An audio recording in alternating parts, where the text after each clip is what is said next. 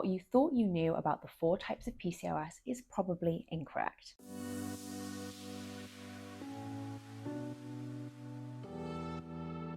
Hi, I'm Alex. I'm a reproductive health nutritionist and the founder of the PCOS Collective. Today's video is all about debunking the different types of PCOS. Some naturopathic doctors and alternative medicine practitioners refer to the different types of PCOS, also known as root causes.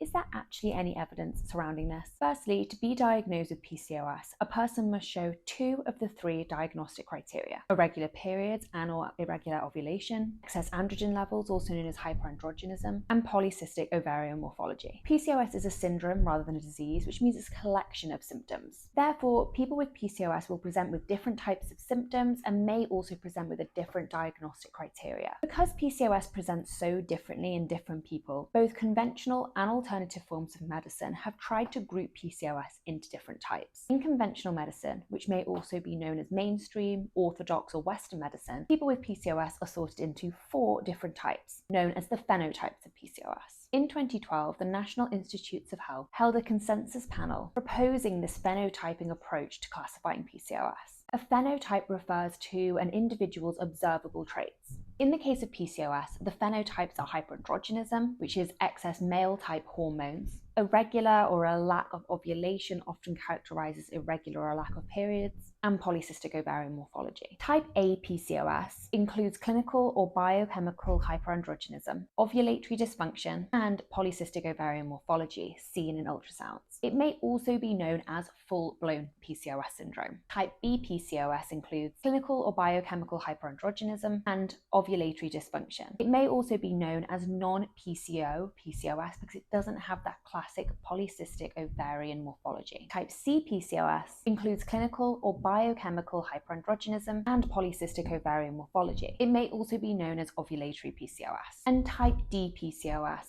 includes ovulatory dysfunction and polycystic ovarian morphology. It may also be known as non-hyperandronic PCOS. Type A is the most severe phenotype in terms of reproductive and metabolic outcomes. Type A and Type C are the most prevalent types of PCOS. Next up, we have functional medicine. Functional medicine is an alternative approach to conventional medicine. Functional medicine aims to find root causes of disease, but the treatments, practices, and concepts involved in this type of medicine are not supported by conventional literature and scientific evidence. Functional medicine is not a protected title, and a medical qualification isn't actually necessary to call yourself a functional medicine doctor. Within this realm of functional medicine, PCOS is split into 4 different types, also known as the root causes of PCOS. But what is so important to note before we go into these 4 different types is that there is no scientific evidence to support this functional medicine way of categorizing PCOS. So in functional medicine, the 4 different types are proposed as follows. Inflammatory PCOS is assigned when certain inflammatory symptoms like headache, pain, fatigue, IBS, and eczema present alongside PCOS. Adrenal PCOS is assigned as a root cause when excessive amounts of a specific androgen known as DHEA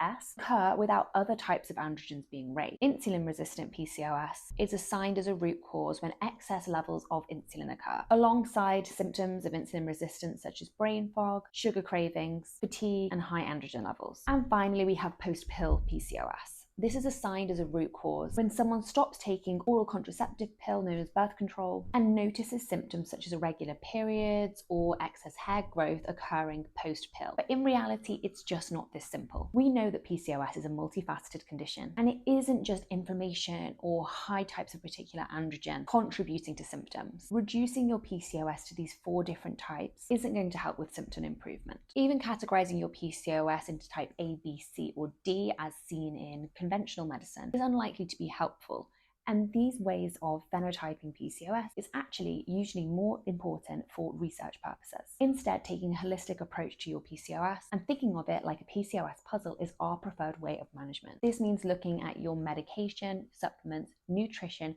movement, stress, and sleep hygiene as a way to manage your PCOS symptoms and improve your quality of life. Like and subscribe for more non-diet evidence-based PCOS support.